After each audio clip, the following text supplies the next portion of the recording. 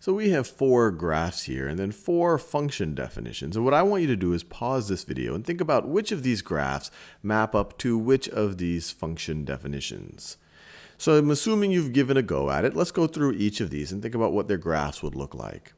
So one thing that I like to do, because it's just a simple thing to do, is just think about, well, what happens when x is equal to 0? Especially when x is in an exponent like this, you would have, let me just write this down, y of 0 is going to be equal to 2 minus 1/3 to the 0 power. That's equal to 2 minus 1. 1/3 to the 0 is 1, which is equal to 1. So in which of these graphs, when x is equal to 0, do we have y equaling 1? Here x equals 0, y equals negative 1. Here x equals 0, y equals negative 1, or it looks like negative 1. Here x equals 0, y looks like 1, so this is a candidate. Here when x is equal to 0, y also looks like 1. So these last two seem like a candidate for this function definition right over here. Now let's think about the behavior of this function.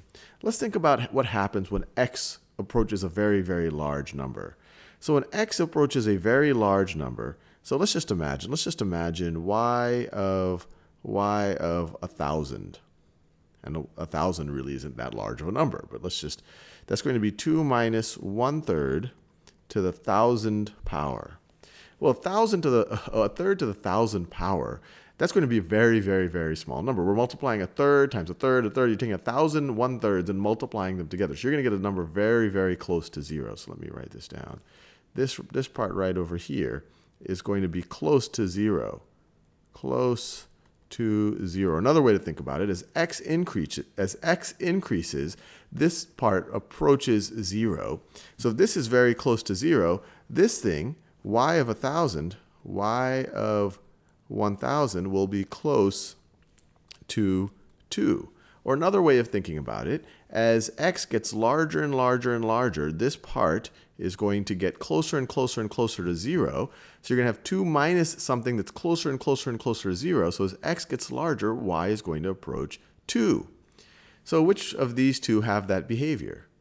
Well, it's clearly this one on the right. As x gets larger and larger and larger, we see that y is getting closer and closer and closer and closer to 2.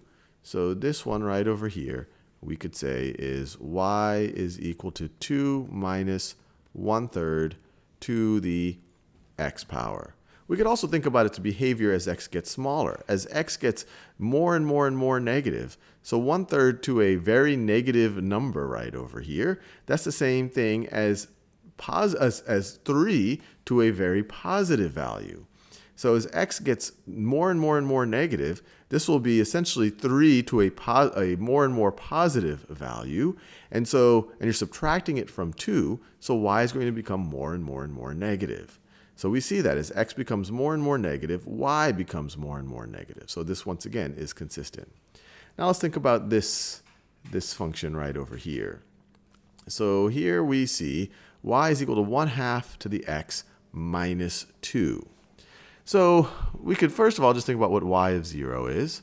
Y of 0 is going to be 1/2 to the 0 power minus 2, which is equal to 1 minus 2, which is equal to negative 1. So both of these would be candidates for this function right over here. When x is equal to 0, y is negative 1. When x is equal to 0, y is negative 1. But now let's think about the behavior of this function. As x becomes larger and larger and larger values, what is y going to approach?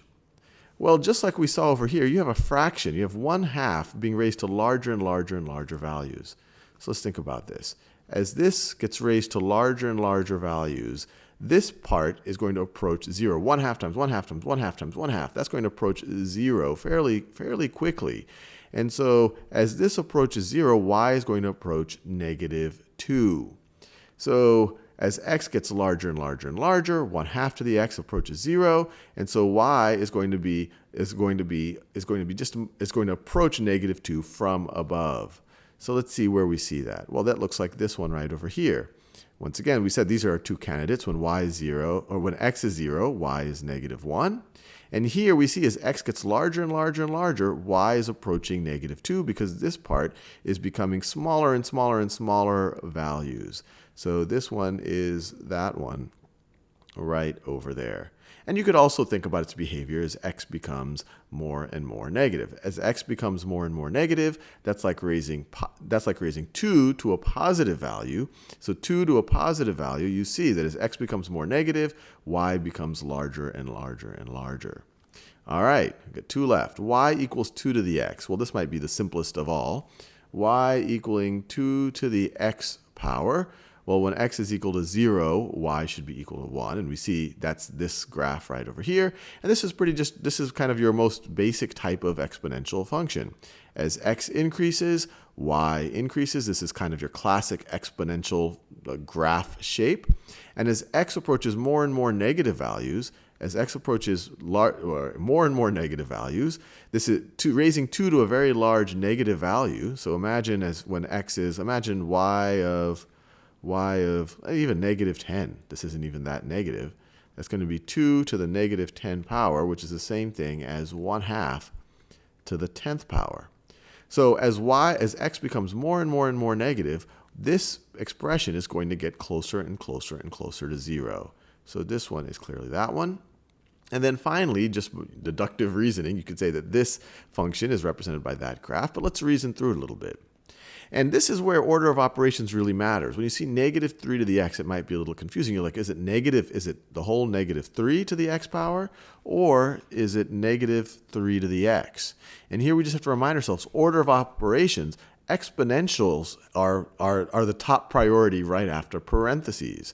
And so you would actually do your exponential first. You take 3 to the x, and it's going to be the negative of that. So it's essentially going to be, it's going to be your classic exponential function, but because of this negative, you're going to flip it over the x-axis, and that's what this has right over here. As x gets larger and larger and larger, 3 to the x is going to become a much larger and larger value, but then we're taking the negative of it, so y is going to become smaller and smaller and smaller. Likewise, as x is more and more and more negative, 3 to the x is going to approach 0. And when x is equal to 0, 3 to the 0 is 1. But you have a negative out front, we see y is negative 1. So this is y is equal to negative 3 to the x power.